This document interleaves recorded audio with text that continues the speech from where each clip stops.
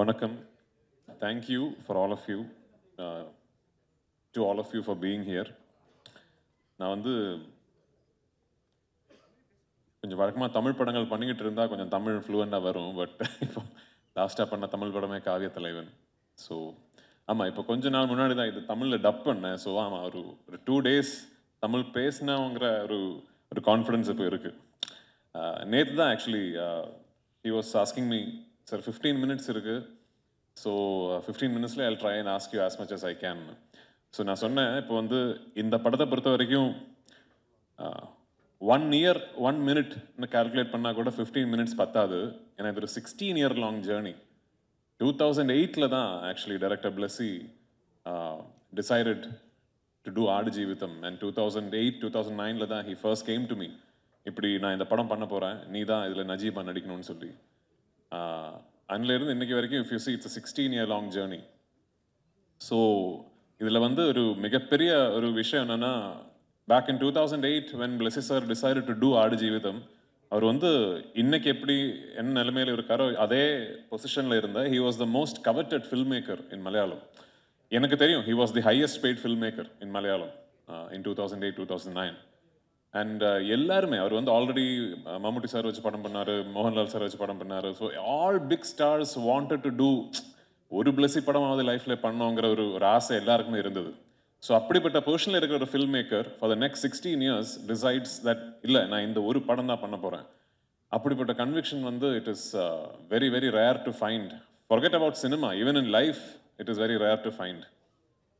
இது இந்த படம் பொறுத்த வரைக்கும் இது ஒரு பெரிய ஜேர்னி. இது 2009 வந்து we decided to do the film and it took us 10 years till 2018 to finally start rolling, start shooting. ஏன்னா இவ்வளோ பெரிய படம் இந்த பட்ஜெட்டில், இந்த ஸ்கேலில், இந்த கேன்வாஸில் வந்து 2008-9 டைமில் it was impossible to imagine, especially from the Malayalam industry. அந்த 10 வருஷம் Blessy sir actually set up the project, almost brick by brick, and finally we were able to start shooting in 2018. அதில் வந்து today I have to tell all of you, especially that now we are in Chennai, இந்த படத்துக்கு வந்து இல்லை இப்படி ஒரு மிகப்பெரிய ப்ராஜெக்டுக்கு இவ்வளோ செலவு பண்ணி இந்த ஸ்கேலில் பண்ணலாங்கிற ஒரு ஜஸ்டிஃபிகேஷன் வர்றதுக்கு மிகப்பெரிய காரணம் வந்து ரஹ்மான் சார் தான் actually. when we decided that we will, so I have to, ஒரு சின்ன story I have to, actually I don't know if Rahman sir also knows this, I don't know if I've said this, ஒரு சின்ன story I have to tell you, sir.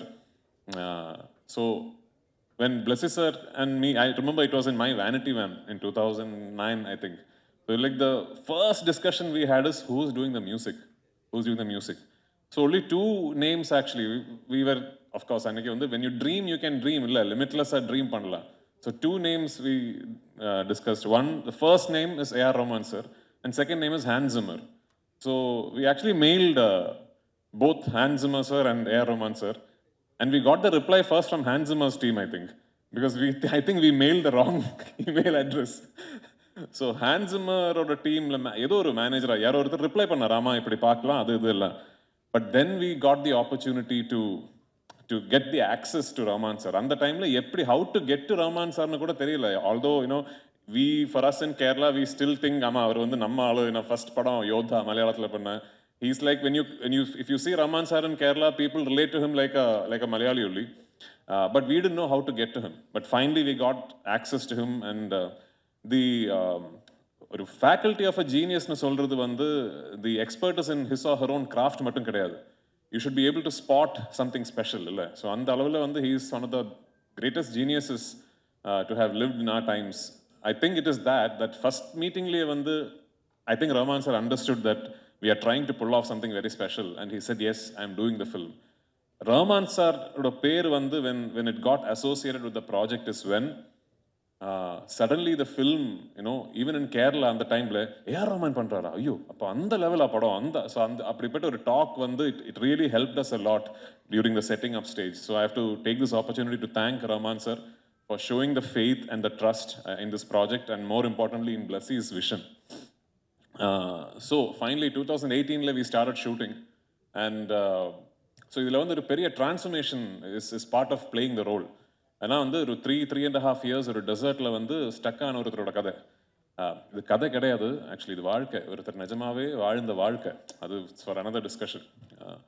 So இந்த படத்தோட beginning போர்ஷன்ஸில் வந்து நான் நிறைய wait போட்டேன். ஏன்னா வந்து நிறைய வெயிட் போட்டுட்டு அப்புறம் if you start losing the change பயங்கரமாக இருக்கும்னு சொல்லி I put on a lot of weight. And we did the Kerala portions and we went to Jordan. In Vadiram, we shot the first desert schedule where I was hefty and, you know, I had put on weight. Then we stopped shoot. அதுக்கப்புறம் ஒரு 7 months shooting நிப்பாட்டி எனக்கு wait இழக்கிறதுக்கு வந்து time கொடுத்து 7 months later, end of the year or beginning of next year, we went back to Jordan. Yeah, beginning of 2020, we went back to Jordan. Shooting ஆரம்பிச்சு கொஞ்ச நாள் தாண்டினப்போ the pandemic struck. And we had to stop shooting. கிட்டத்தட்ட ஒரு 3 months, the entire team was stuck in a desert in Jordan without being able to shoot. Now shooting permission was stopped.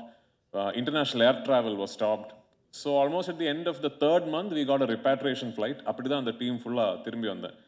அந்த டைமில் வந்து Blessy sir and me and the whole team, we did not know இது எப்போ இனிமேல் shooting நடக்குமா, திரும்பி போக முடியுமா, எதுவுமே தெரில. And imagine it's a journey of so many years of weight and effort. But ஏதோ கடவுள் பார்த்தேன்னு நினைக்கிறேன். ஒரு 2 yearsக்கு அப்புறம், ஆல்மோஸ்ட் 1.5 yearsக்கு அப்புறம் we managed to regroup and get the permissions again. இந்த வாட்டி to shoot the escape portion of the whole desert saga, we went to Algeria, in the middle of the Sahara desert. Timimoun ஒரு இடம், அதில் அங்கே இருந்து we used to go in 4-wheel drive SUVs into the desert. தெரியல, I don't know if any film crew has ever been there. I think it should be next to impossible. நாங்கள் எங்கள் shoot பண்ணிக்கிட்டு இருக்கும்போது I remember the locals, the Algerian locals telling us, we ourselves haven't seen these places. So அப்படிப்பட்ட ஒரு இடத்துல we shot one big portion of the film. Then we came back to Jordan and 2020ல வந்து எது we couldn't do, the portions that we couldn't shoot, we completed that in Jordan and finally we came back to Kerala. And the film we finished shooting in 2022. அதுக்கப்புறம் ஒரு 1.5 years long post-production process. இந்த 28க்கு இவ்வளோ பெரிய கதையோட climax. So என்னை பொறுத்த வரைக்கும் 2009-2008 டைமில் when I said yes to the film, நான் வந்து I hadn't gotten married. I obviously wasn't a father. நான் ப்ரொடியூசர் ஆகலை, டைரக்டர் ஆகலை, டிஸ்ட்ரிபியூட்டர் ஆகலை. இந்த எல்லா மாற்றங்களும் என் லைஃப்பில் நடந்தது இந்த ஆடுஜீவிதம் ஜேர்னியோட நடுவில் தான். ஸோ என்னை பொறுத்த வரைக்கும் on the 28th of March, it is almost like one phase of my life is culminating. அதில் வந்து ஒரு பெரிய சந்தோஷம் என்னென்னா, finally when it is releasing now, I guess it's releasing at a time which is great for cinema in general and for Malayalam cinema in particular.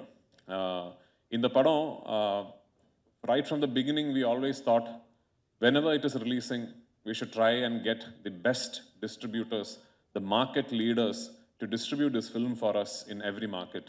So I should take this opportunity since I'm here in Chennai and speaking to you about the Tamil version. Thank you, Udayanidhi Stalin sir. நான் ஒரு phone call தான் அவருக்கு பண்ணேன். I called Uday once and I've never spoken to him before that.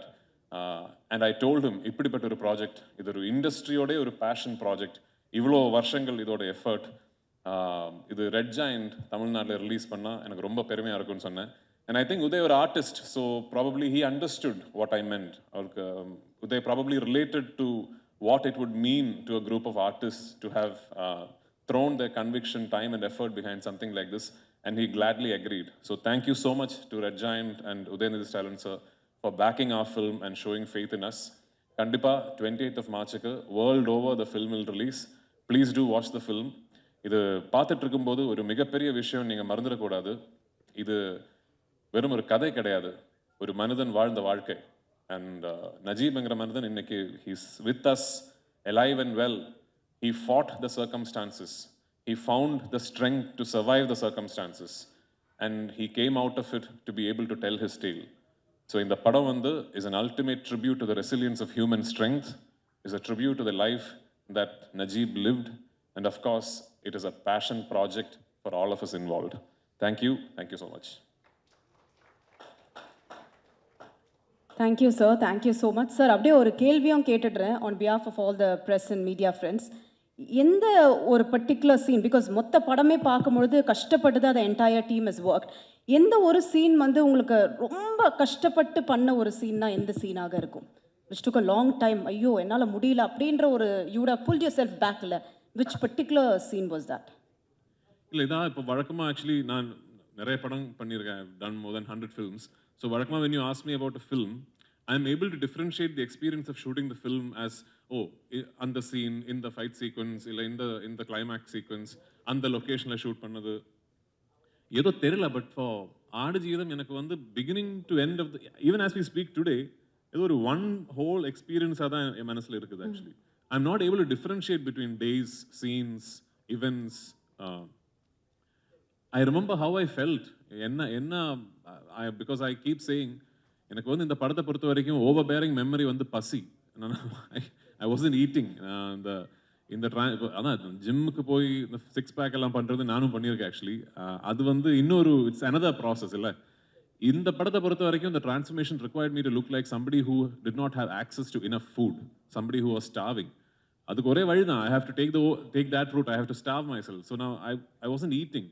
I was completely fasting தான் பண்ணிட்டு இருந்தேன். Almost at times the fast used to go on for 3 days, 72 hours. So இந்த படம் வந்து shooting பண்ணிட்டு போயிட்டு இருக்கும்போது என்னோட ஞாபகத்தில் வந்து பசி தான் மெயின்.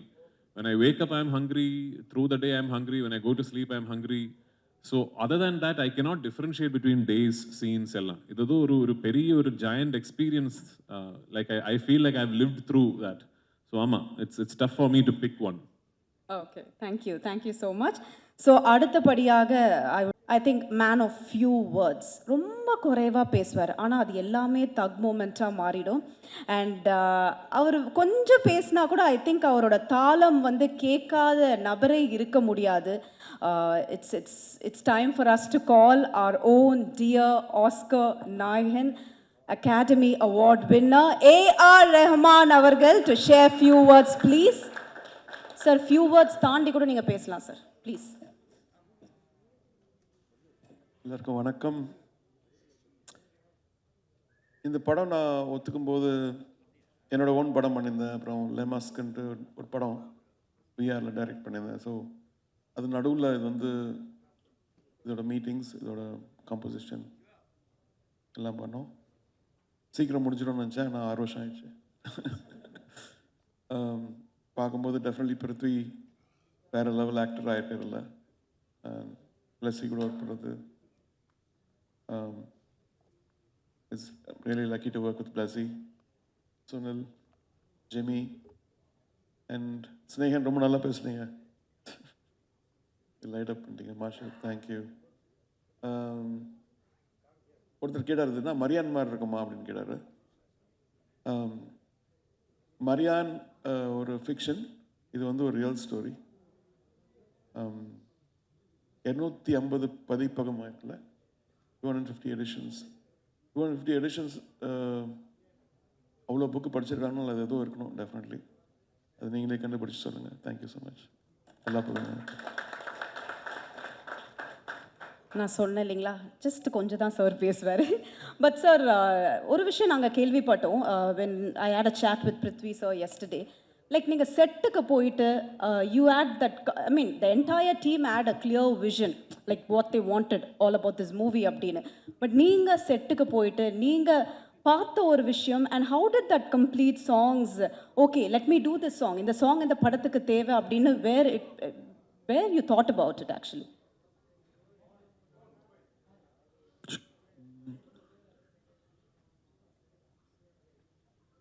செட்டுக்கு ஆக்சுவலி நான் ஜார்டன் பார்த்ததில்ல. ஸோ அவங்க கேட்டிருந்தாங்க அல்ஜீரியா வரையா ஜார்டன். சரி வரேன்னு சொன்னேன். வந்தோடனே ஒரு கேமரா வச்சுட்டு ஒரு மியூசிக் வீடியோ பண்ணிடலாம். சரி, அதான் ஒருத்தர் கேட்டார், எப்படி அந்த ஜாக்கெட்டு கிளாஸ்லாம் போட்டு போகிறீங்க வெயில்? அப்போ வெயில் அவ்வளோவா இல்லை, ஸோ தப்பிச்சேன் நான். பட் டெஃபினெட்லி ஒரு வேர்ல்டு வந்து ஒரு சைடில் அப்படியே ஓடின்னு இருக்கும்போது, இவங்க வந்து நிதானமாக ஒரு படத்தை எடுத்துருக்கும் போது, I think we need people like Blessy, we need people like Prithviraj to believe in these kind of stories. நம்மளுக்கு ரொம்ப வயலன்ஸ் இப்படி பார்த்து இது ஒரு பியூட்டிஃபுல்லாக உள்ள ஒரு இன்னர் சோல் சர்ச்சிங் மூவியாக இருக்குது. கண்டிப்பாக நம்ம எல்லாரும் ஒரு ஆடுஜீவிதம் காண்றோம். ஆக்சுவலி சில பேர் வந்து ஃபேமிலியில் காண்றாங்க, சில பேர் வந்து கெரியரில். இவர் வந்து டெசர்ட்டில் கேரளாலேருந்து போய் பார்க்குறாரு. Thank you sir, thank you. முக்கியமான ஒரு நபர். I was actually missing him yesterday. நிஜமாவே நான் டீம் கிட்டே சொன்னேன். பிகாஸ் ஒரு படம் ஓகே 2 வருஷம் வரல, 3 வருஷம் வரல, 5 வருஷம் கூட எடுத்துக்கலாமே. I think will get tired. Okay ஒரு பிரேக் அப்புறம் அந்த படத்தை பண்ணலாம் அப்படின்னு நினைக்கலாம். பட் எப்படி இவர் வந்து 16 years just for one movie? I think hats off to him because I think அவரோட விஷன் அவ்வளோ கிளியராக இருந்திருக்கு. he wanted இந்த மூவி நான் பண்ணியே ஆகணும். அதோட சக்ஸஸ் தான் இன்னைக்கு நம்ம எல்லாருமே ஒன்று கூடியிருக்கோம். So it's time for us to welcome our award director Blessy sir, please to share few words please.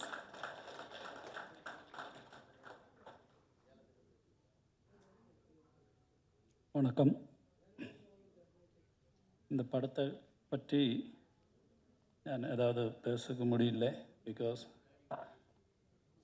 First படம் தான் பேசணும், அதுக்கப்புறம் தான் எனக்கு பேச வரும்.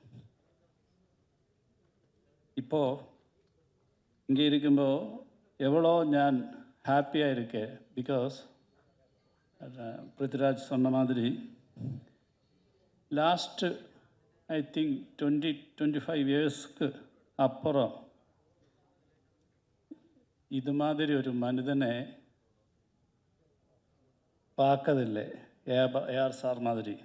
കാരണം நம்ம ஒரு கேரளாவிலே ஒரு சின்ன ஸ்டோரி அவங்ககிட்ட சொல்லுമ്പോൾ என்னோட மைண்டில் இந்த கேரக்டரோட டெப்த்து தான் எனக்கு இருந்தது. என்கிட்ட பெரிய ப்ரொடக்ஷன் இல்லை, எதுவும் இல்லை.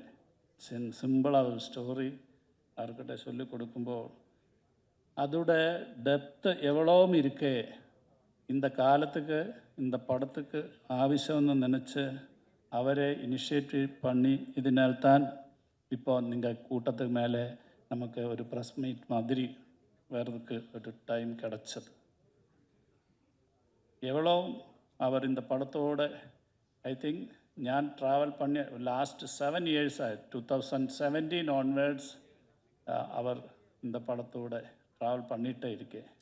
ஐ திங்க் நிஜமாக சும்மா அவரை வச்சுட்டு போய் சொல்லலை, நிஜமாக தான் இந்த ஒரு ஆர்டிஸ்ட்டு அவரோட மியூசிக்கு அவர் பண்ணது படத்துக்காக இவ்வளோ டெடிகேட் பண்ணது ஐ திங்க் அது சொல்லித்தான் ஆகணும். அதுதான் என்னோட நன்றி.